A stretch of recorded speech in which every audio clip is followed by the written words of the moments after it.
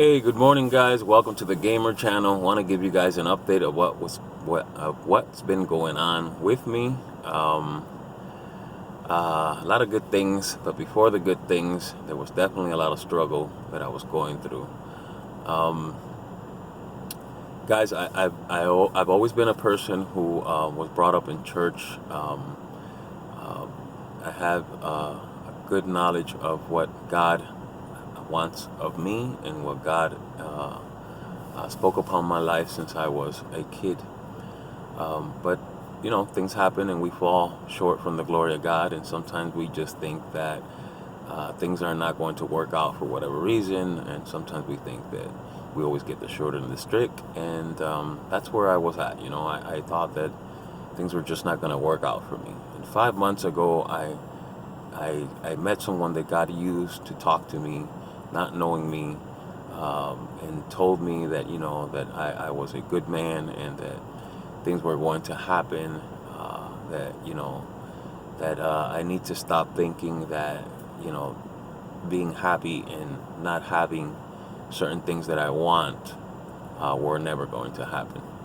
And I'm always trying to get a family. I want to have my own family. I want to be happy. I want to stop doing things by myself.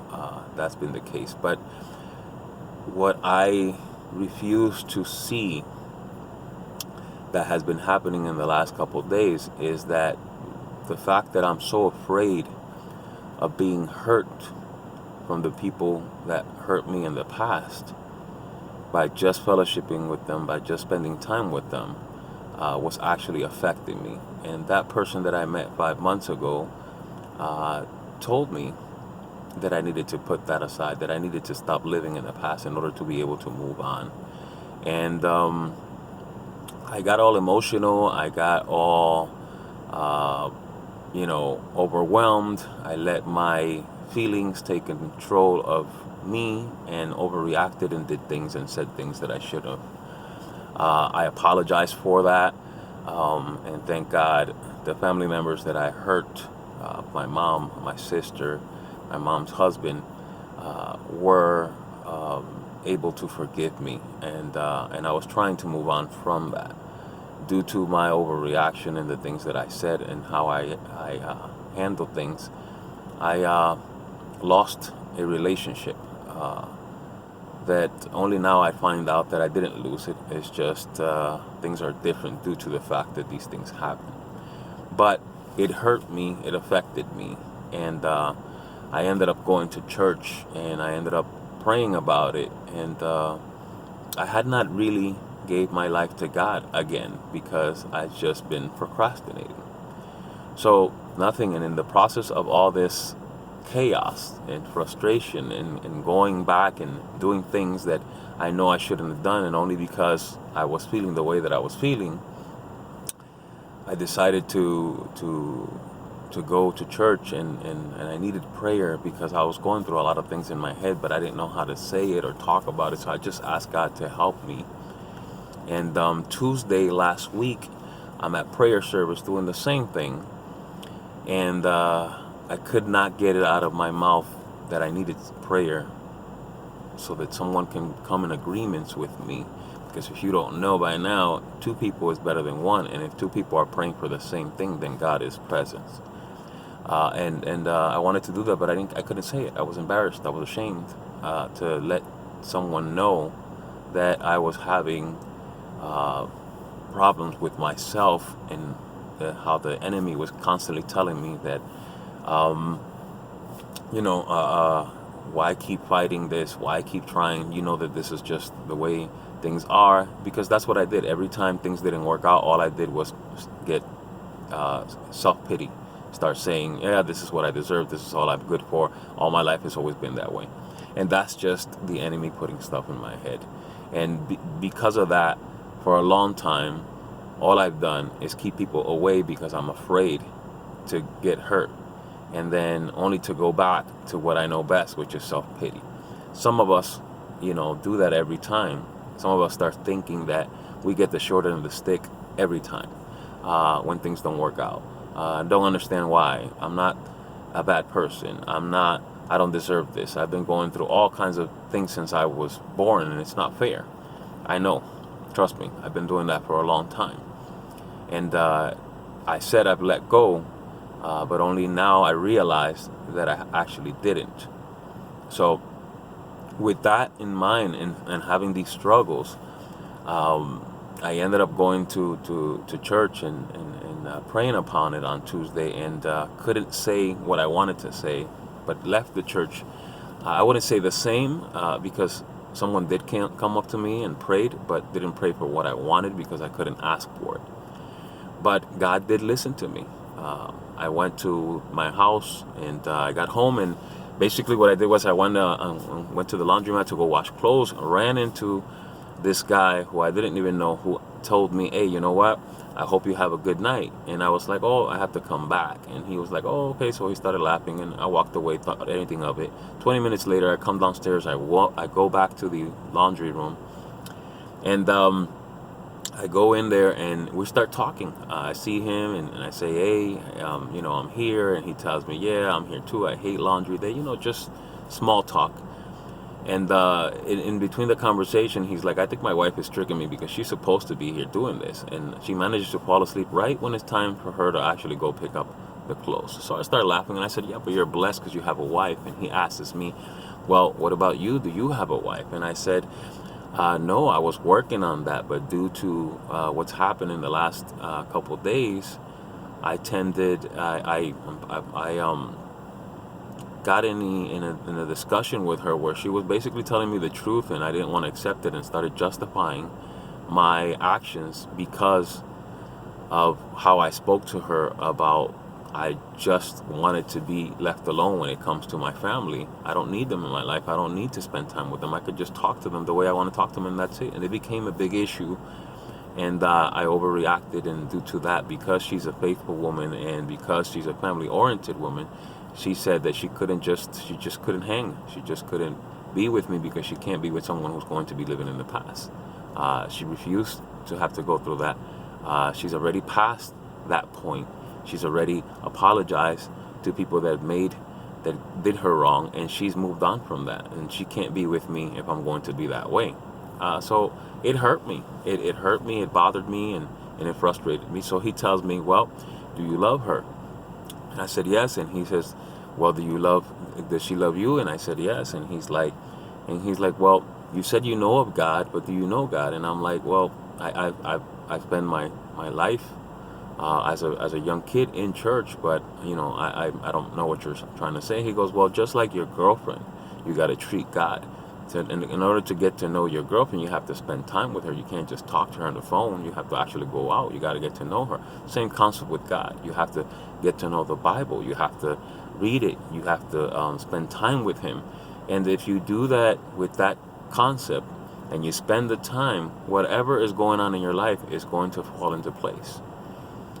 Meaning that even your relationship will fall into place. See, I can talk to you about my wife, he tells me, but you're only going to know her based on what I said. But only if you actually get to talk to her, get to spend time with her, you are actually going to know her. So that's the same thing you need to do with God. Prayer is great, but you need to spend the time with Him, and everything else will fall into place.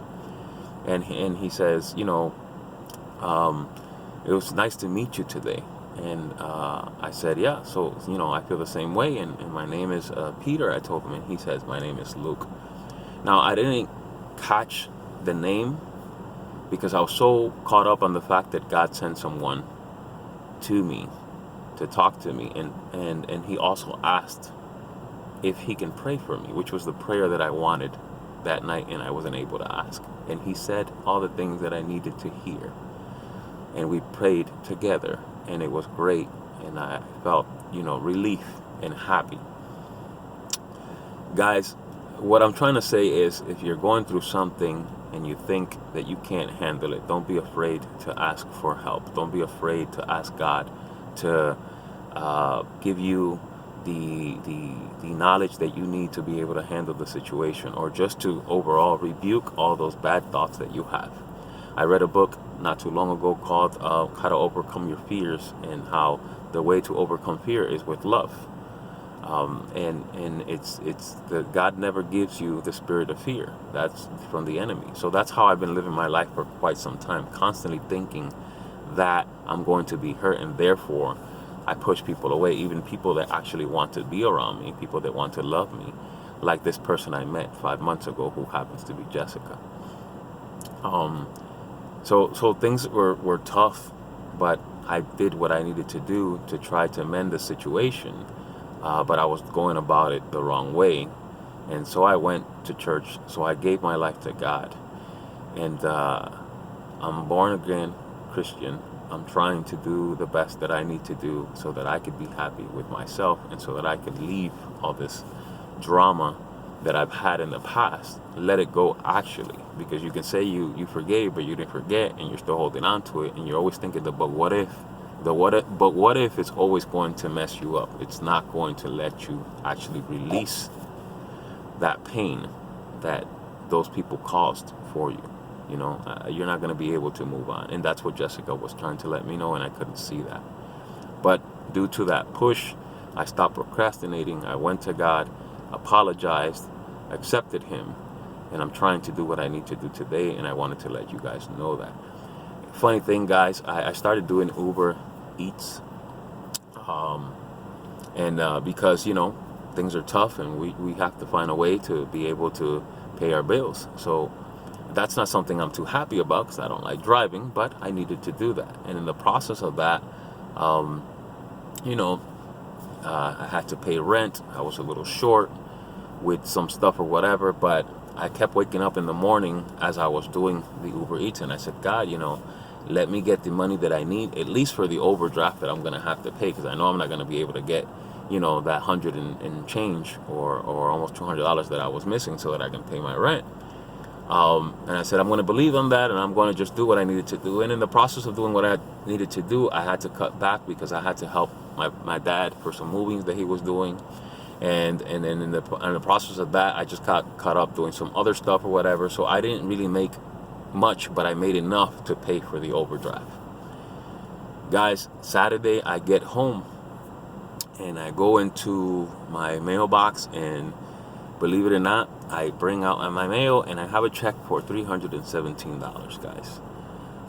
That's the cost of believing in God and walking in faith. And that's what I've been going through in the last couple of days. And things have been amazing. God has been speaking to me, even in the laundry. And this guy by the name of Luke, who I started thinking, how funny is that? When me and Jessica first spoke, she told me about the story of Luke, and how, or not Luke, the story about a father who had two kids, and the younger one asked for his inheritance, and went out there and blew his money on all kinds of dumb stuff or whatever, like most of us probably do, without thinking, and then didn't have the courage to come back and ask for help, or even ask for forgiveness from his dad, because he just thought that he wasn't, that it wasn't going to happen, because that's what the devil puts in us. He starts messing with us where we think that they're not going to take us back. They're not going to accept us because we messed up. And this son came back, and little did he know that his dad not only grabbed him, hugged him, and kissed him, and he decided that he wanted to throw a big party, because his son, who he lost, who he was dead, came back, is alive, and was found. I'm going to put down in the description below a short video of what I'm talking about, this story of this father and his two sons, so you guys can check that out. So anyways, guys, this story was told to me by Jessica, that's what I needed to do, and that the same concept, that's how God is going to rejoice when I come back and accept Him. He is going to rejoice, and He's going to be happy, and He's going to make this big party because I finally came back to His arms. So I believe that, and she told me that, and we met and it's not a coincidence, because nothing is a coincidence. Just like you watching this right now, it's not a coincidence if you just happen to start watching this video. There's a reason for this. So she tells me this, and it's in Luke, in the Bible, and I've been hearing about different stories of that page in the Bible, Luke, for the last couple of days, and here the guy that comes inside the laundromat, that I happen to talk about things personal, and I don't talk to people like that. Um, he not only was used by God to come to me and talk to me, but he also prayed for me for what I needed. And I can't thank God enough for letting me know that he was listening. And not only was he listening, but he helped me when I was going through financial need. And I got that $317, guys, and I was able to pay my rent. Didn't have a late fee, and to honor God and to start following what I'm trying to do, I ended up actually taking tithes, 10% of that $317, and went to church on Sunday and put it in the offering in the church that I spoke to you guys about, which I will put that in the description down below so you guys can check out their services. Because I want to do right, because I want to be happy, and because I want to get to know God